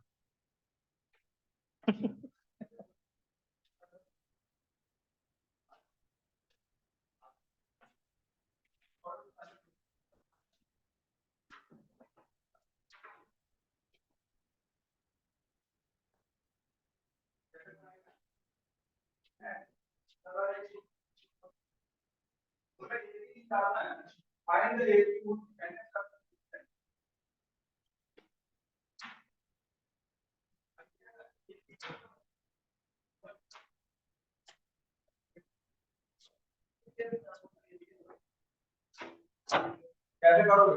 यानी ये मतलब 7 हो गया। सर इसमें पेन है क्या? नहीं ना हो रहा पेन दोनों यही मेरे पास ही रह गए।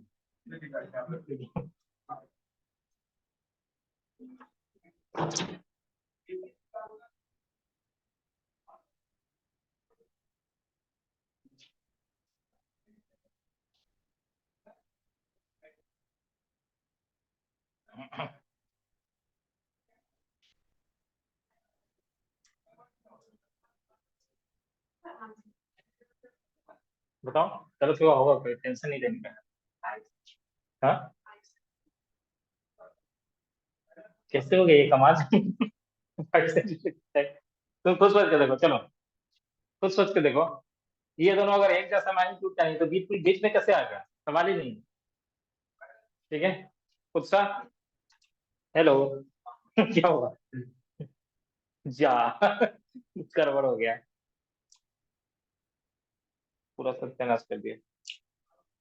मुझे पता था कि कोई ना कोई तो करेगा इसका स्क्वायर। इसने कर दिया। चलो ठीक है, और बताओ। नहीं मुझसे पूछ क्यों रहे हो, बताऊंगा नहीं। तुम्हारा कैसे आ गया फाइव? मेरा 0.0412 रहा है। हाँ 0.0412 0.04 0.0 और उसका फिर 414। अच्छा देखो ये जो यहाँ पे लाकर के मैंने छोड़ा था, यहाँ से मुझे कैलकुलेशन स्किल कैसा है, तो बहुत ही गंदा है। नहीं सर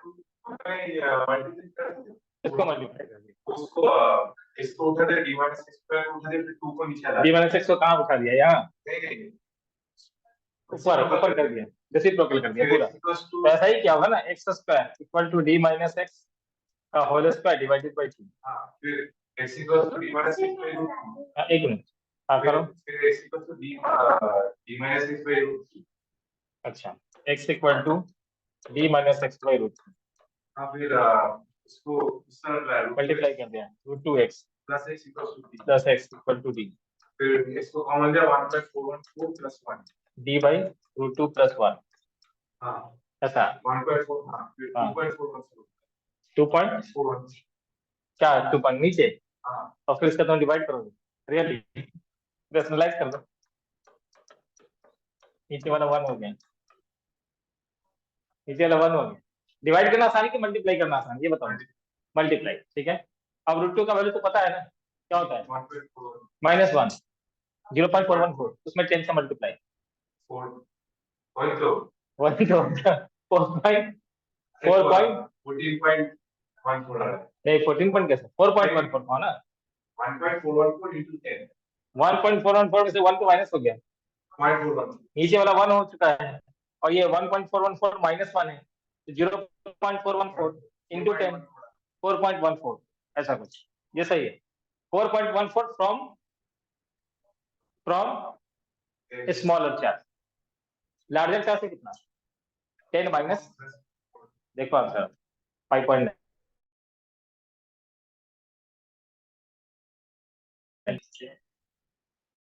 हाँ और एंट्री बता रहे हैं, बता रहे अगर डिवाइड फिर हैं। मैंने ये नहीं कहा कि नहीं कर सकते हैं। ठीक है, आंसर वो स्क्वायर करके ना बहुत ले दिया, उसने बहुत ही चालाक डिसीजन लिया, उसने स्क्वायर को वहीं पे खत्म कर दिया, इसलिए लीनियर इक्वेशन क्वाड्रेटिक से हटा करके उसने लीनियर बना दिया। जब दोनों तरफ स्क्वायर है तो क्यों नहीं कर सकते?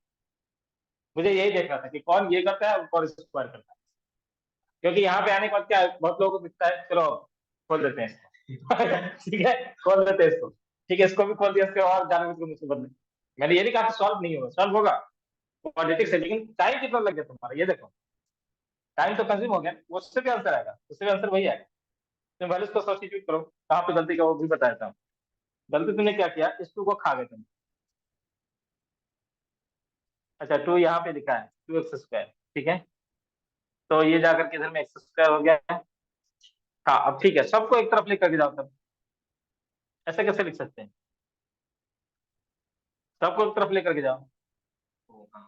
अब ये मिडिल टर्म ब्रेक करना पड़ेगा तुम्हें, वैल्यूज को रख करके, तो लेंदी होगा ना, आएगा यहाँ से भी आएगा। सर अगर डिवाइड किया तो आंसर नहीं आ रहा। बिल्कुल आएगा, नहीं आने का सवाल ही नहीं।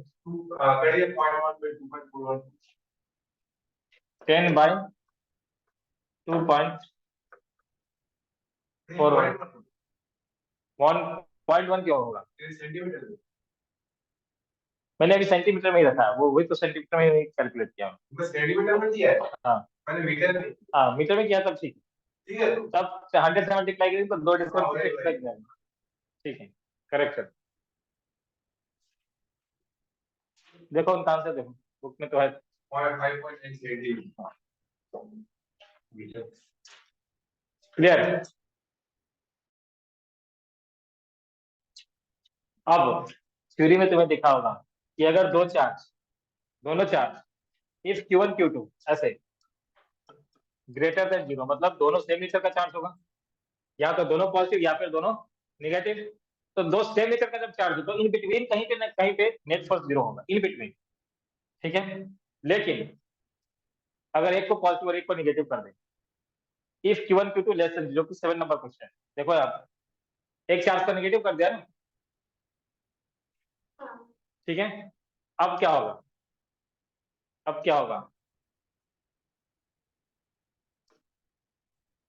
Q1 और ये हो चुका है Q2, और एक को निगेटिव कर दिया, इसको क्या है निगेटिव, माइनस माइनस 1.0 -1 × 10⁻⁻6 और दूसरा 2 × 10⁻⁻6। ठीक है, अब ये बताओ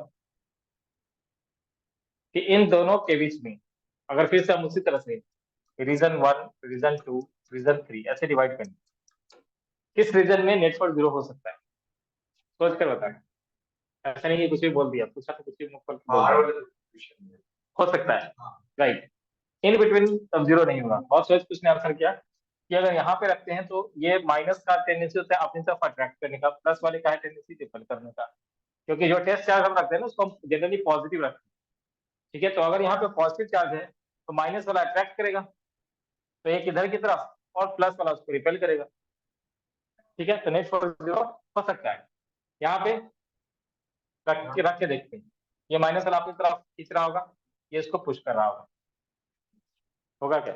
नहीं, नेट फोर्स 0 नहीं। यहाँ पे प्लस वाला इसको रिपेल कर रहा होगा, माइनस वाला अट्रैक्ट कर रहा होगा। अब कंफ्यूजन कि दो रीजन में आ रहा है, फर्स्ट रीजन और थर्ड रीजन, किस रीजन में होगा? किस रीजन में चार्ज को, क्यू को, कैपिटल क्यू को कहां पर रखेंगे, रीजन 1 या रीजन 3? सोच करके बताओ, सोच करके हो तो सोचा करो कुछ सिचुएशन के ऊपर।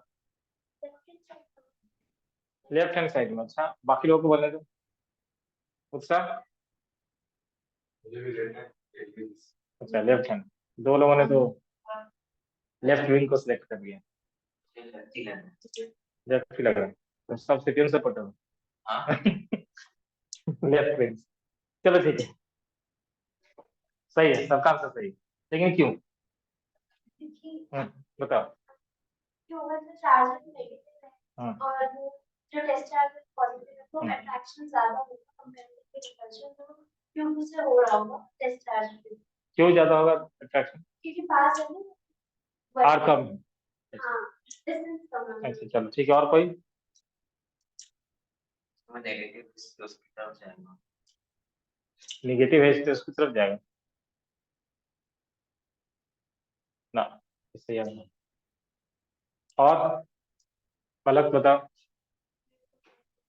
क्या लग रहा है जो उसने कहा, उसने सीधा उसको सपोर्ट कर दिया। आयुष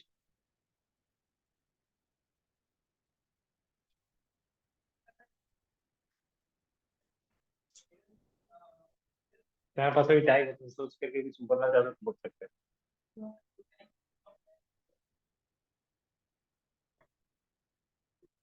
हम लोगों ने फोर्स प्रोपोर्शनल पढ़ा था किसके? Q1 Q2 क्या था यार? मैग्नीट्यूड था ये, ठीक है, और F inversely proportional to R. अब सोच के देखो, सिंपल सा चीजों में जो याद रखना है वो ये याद रखना है कि जब ऐसा सिचुएशन हो, ठीक है, तो हमेशा जो चार्ज मैग्नीट्यूड में छोटा होता है ना, मैग्नीट्यूड में जो छोटा चार्ज होता है उसके नजदीक, उसका आंसर बिल्कुल सही है, उसके नजदीक प्लेस करते हैं जो मैग्नीट्यूड में छोटा है। क्यों? क्योंकि अगर ये मैग्नीट्यूड में छोटा है तो फोर्स क्या है यहाँ पे? फोर्स क्या है? छोटा है। और अगर कोई मैग्नीट्यूड में बड़ा है तो उसका फोर्स बड़ा है। अब बताओ, दूसरा मैग्नीट्यूड में बड़ा है, वो ज्यादा फोर्स लगा रहा है इसके ऊपर, और दूसरा जो है ये Q1 वो मैग्नीट्यूड में छोटा है, वो कम फोर्स है, तो क्या ये कभी दोनों एक दूसरे को काउंटर कर पाएंगे? कर सकते हैं। कब? जब आर इसका हम कम कर दे, उसका बढ़ा दे, ठीक है। आर को हमने इंक्रीज कर दिया, हाँ बता रहा हूँ, आर को अगर हमने इंक्रीज कर दिया तो आर के इनवर्सली प्रोपोर्शनल होता है। ये इसके ऊपर, इसका चार्ज मैग्नीट्यूड में बड़ा है तो इसके ऊपर एक बड़ा सा फोर्स लगा रहा हो, छोटे से फोर्स के साथ उसको इनकाउंटर कराना है, कैसे होगा? इक्वल कैसे हो सकता है? एक है अब पैरामीटर हमारे पास, कौन सा? आर। आर जिसका कम कर देंगे उसका वैल्यू बढ़ जाएगा, ठीक है, और क्यू जिसका ज्यादा रहेगा उसका वैल्यू ज्यादा रहेगा। तो Q2 ऑलरेडी बढ़ा है चार्ज, ठीक है, तो Q2 से ज्यादा फोर्स लगा रहा है, अगर उसी के तुमने नजदीक रख दिया तो फोर्स और भी बढ़ जाएगा। समझ में आ रहा है? अगर तुमने सोचा कि चलो इसके नजदीक रख देते, थर्ड वाले रीजन में रख देते हैं, उत्साह थर्ड वाले रीजन में अगर रख देते, इसका चार्ज पहले से बड़ा है और इसके तुमने नजदीक रख दिया, मतलब आर को कम कर दिया, दो ऐसा काम किया तुमने जिससे फोर्स इंक्रीज हो गया। इसके उल्टा यहाँ से इसका मैग्नीट्यूड कम है, फोर्स कम लग रहा है, और इसका सेपरेशन भी ज्यादा है तो फोर्स और भी कम हो गया। तो छोटे फोर्स से बड़े फोर्स को कैसे काउंटर कराओ? तो जिसका क्यू ज्यादा है उससे सेपरेशन बढ़ाओ, और जिसका क्यू कम है उससे उसके नजदीक रखना है, ठीक है, ताकि फोर्स एक दूसरे को काउंटर कर सके। तो कौन सा रीजन सिलेक्ट हुआ? लेफ्ट वाला।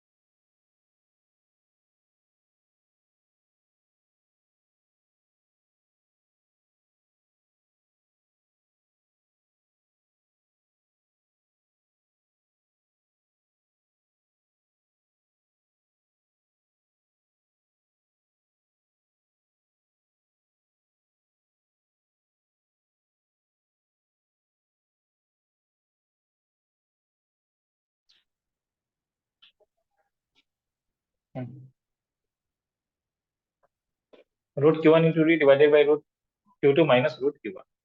तो जो बड़ा वाला है वो यहाँ पे है, छोटा वाला यहाँ पे। बैठो अभी।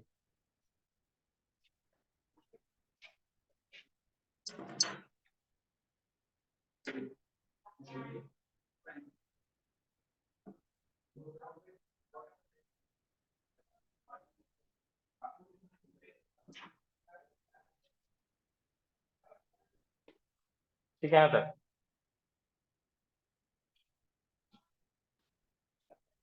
ये वाला सब किसके लिए बोला?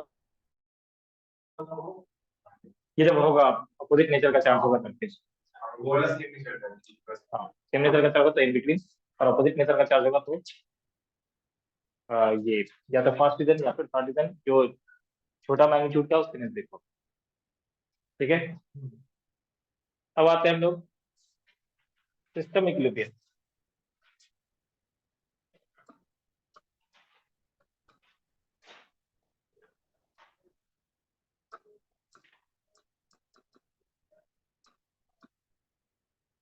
सिस्टम इक्विलिब्रियम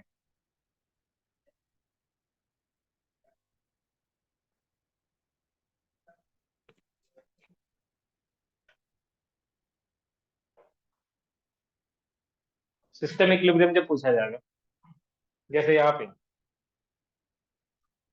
दो चार्जेस है, ठीक है, Q1 Q2, और थर्ड चार्ज को हम कहाँ पे रखें कि पूरा सिस्टम इक्विलिब्रियम है। ठीक है, कहाँ पे है वो क्वेश्चन, वो भी बताता हूँ। वो क्वेश्चन में ही डिस्कशन हो जाएगा। वो क्वेश्चन है, हाँ क्या टाइम हो गया क्या?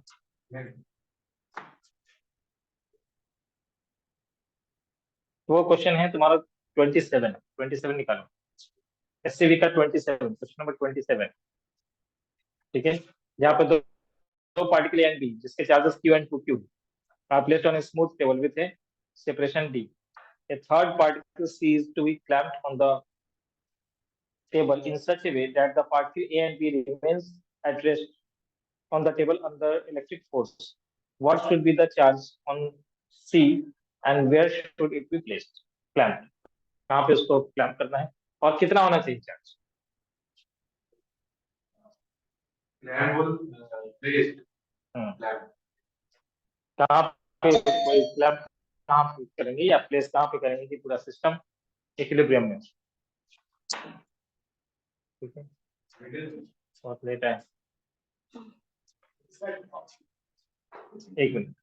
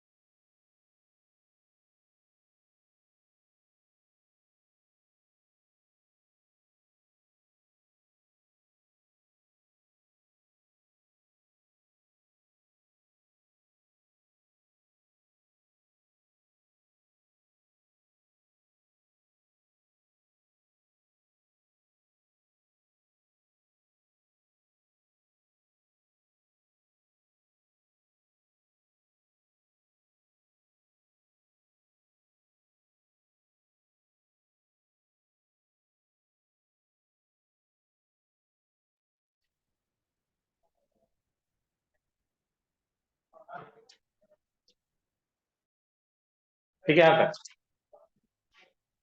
आगे बढ़े। नेक्स्ट वाले क्वेश्चन 6-7 तक किया था, 8 शायद हो चुका है हम लोग का पहले, या क्या है देख लो एक बार। क्वेश्चन नंबर 8,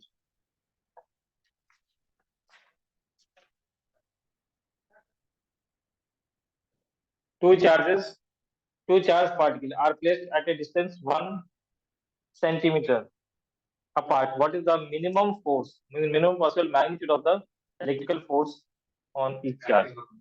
हाँ, कितना होगा मिनिमम पॉसिबल फोर्स? अगर पूछेगा तो क्या करेंगे? जो लोग मैथ्स बहुत पढ़ते हैं वो सोचने लगते हैं कि मैक्सिमा मिनिमा का कॉन्सेप्ट लगेगा। हाँ, उतना कुछ करने का नहीं, उतना कुछ करने का नहीं। हम लोगों ने अभी एक चीज पढ़ा है, ये प्रोपोर्शनल है Q1 Q2। अगर इस दोनों का मैग्नीट्यूड हम कम रखेंगे तो ऑब्वियसली फोर्स कम होगा। और हमने एक चीज और भी पढ़ा है, क्या कि मिनिमम फोर्स, मिनिमम चार्ज कितना हो सकता है? चार्ज को भी मिनिमम करना है ना। मिनिमम चार्ज कितना हो सकता है? 1 इलेक्ट्रॉन या 1 प्रोटॉन। 1 इलेक्ट्रॉन चला गया तो एक एक्सेस प्रोटॉन होगा। तो 1 इलेक्ट्रॉन या प्रोटॉन का चार्ज हमें पुट करना है। मिनिमम क्या पुट कर सकते हैं? क्यू इक्वल टू क्या लिखते हैं? एन, और एन क्या लिखेंगे? 1। एन का वैल्यू 1 पुट कर दो। समझ में आया? K e into e, e square divided by r. Clear? K e square by are, के और दोनों का चार्ज Q1 Q2, तो वो ई और ई, मतलब इलेक्ट्रॉन का चार्ज या प्रोटॉन का चार्ज। मैग्नीट्यूड पूछा है ना, प्लस ई और माइनस ई लेकर ई, के e square by are square, खत्म। के e square divided by R का स्क्वायर। ये इसका वैल्यू मालूम है हमें, ई की वैल्यू भी पता है।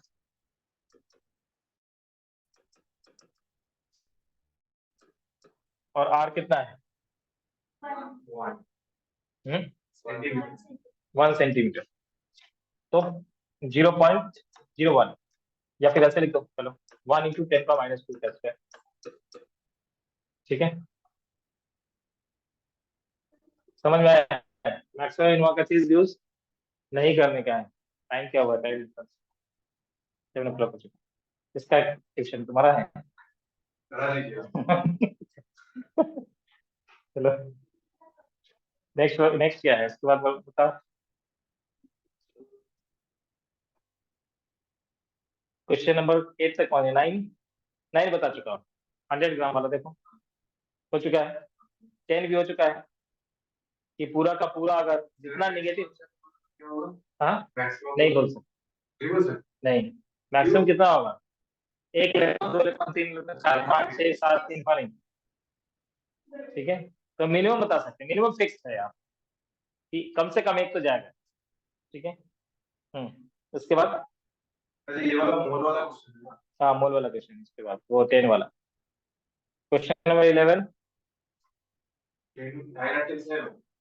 9 10 में बोला कि जितना नेगेटिव चार्ज था जो तुमसे 10 में कैलकुलेट करवाया, तो आप उसको Q1 बना दो, उतना ही पॉजिटिव चार्ज दे दो और दोनों को 1% रख दो, तो फोर्स कितना लगा हो जाएगा ना?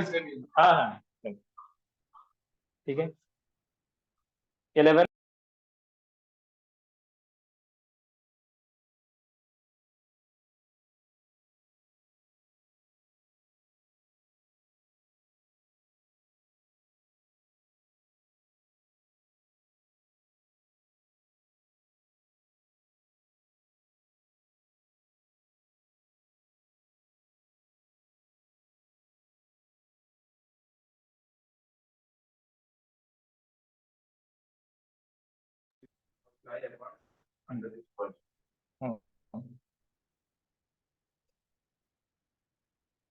दो प्रोटॉन और लार्जेस्ट सेपरेशन न्यूक्लियस के अंदर रखा है। लार्जेस्ट सेपरेशन क्या हो सकता है? तुम खुद सोचो ना, लार्जेस्ट सेपरेशन क्या हो सकता है? डायमेट्रिकली अपोजिट पॉइंट, ये पॉइंट ये होगा ना लार्जेस्ट सेपरेशन न्यूक्लियस के अंदर। इससे न्यूक्लियस से बाहर तो रहेगा नहीं, तो सेपरेशन क्या हो सकता है न्यूक्लियस के अंदर? दो डायमेट्रिकली अपोजिट पॉइंट, ये दोनों सेपरेशन सबसे लार्जेस्ट सेपरेशन है कि नहीं? डायमेट्रिकली अपोजिट पॉइंट, तो आर और r, 2r is the distance between two proton. ठीक है, अब के Q1 Q2 by are square, are की जगह पे 2r का स्क्वायर हो जाएगा। बताना अगर नहीं होगा, प्रोटॉन का वैल्यू लेना है ना, टेंशन नहीं लेना है वो उधर। हाँ 1.6 into 10 to the minus 20 हाँ के Q1 Q2 बाई 2R का स्क्वायर। हाँ ठीक है, और Q1 Q2 में क्या पुट करना है, प्रोटॉन का चार्ज E और E स्क्वायर, के E square by 4R square, एकदम परफेक्ट। ठीक है, नेक्स्ट वाला क्या है, और वैल्यूज को सब्स्टिट्यूट कर देना। आगे क्या है, बहुत साल का टाइम हो चुका है, ठीक है, मेरा उधर में क्लास है। दूसरा क्या है, कौन सा, Why do these protons not fly? Why do this not fly apart? हाँ बोलो, कोई बोलना चाहते हैं। क्योंकि nuclear force is much stronger than the electrostatic repulsive force. Nuclear force short range के अंदर सबसे बड़ा फोर्स है नेचर। सोच के देखो, छोटे से न्यूक्लियस के अंदर सारे प्रोटॉन्स को बांध करके रखा है, इन प्रोटॉन के बीच रिपल्सन का फोर्स भी तो लग रहा हो, लेकिन उसको ओवरकम कर रखा है किसने, न्यूक्लियर फोर्स। तो शॉर्ट रेंज के अंदर तुमसे पूछे तो शॉर्ट रेंज के अंदर सबसे नेचर का सबसे स्ट्रॉन्गेस्ट फोर्स कौन सा है, दैट इज न्यूक्लियर। तो क्यों फ्लाई अपार्ट नहीं हो रहा है, क्योंकि उस रिपल्सिव फोर्स को ओवरकम करके रखा है किसने, nuclear force. Nuclear force is greater than electrostatic force is short range. ठीक है,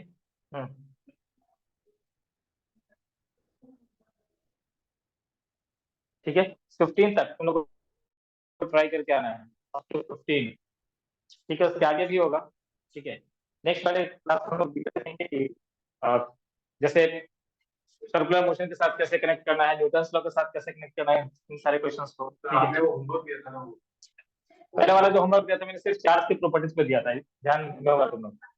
मेरा वो कुछ डाउट है, हाँ कुछ नहीं होता। ठीक है, नेक्स्ट वाले क्लास में हम लोग एक बार वो डाउट, इन लोगों को तो सब, इसने तो सबमिट किया है, तुमने किया है, कर दिया है, सही सबमिट करना है। ठीक है, ठीक है, नेक्स्ट वाले क्लास में हम एक बार डिस्कस करेंगे हम लोग। ठीक है, नेक्स्ट वाले क्लास में अगर तुम लोग थोड़ा पहले आओ, जैसे आज आए हो 5:30 की जगह 5 o'clock, तो डिस्कस करेंगे। मतलब फाइव ही यहाँ पे पहले ही आ रहे हैं। अच्छा, एक्चुअली आज मैं यहाँ पे था नहीं, मैं जनरली इधर में रहता हूँ, लेकिन आज यहाँ पे था नहीं।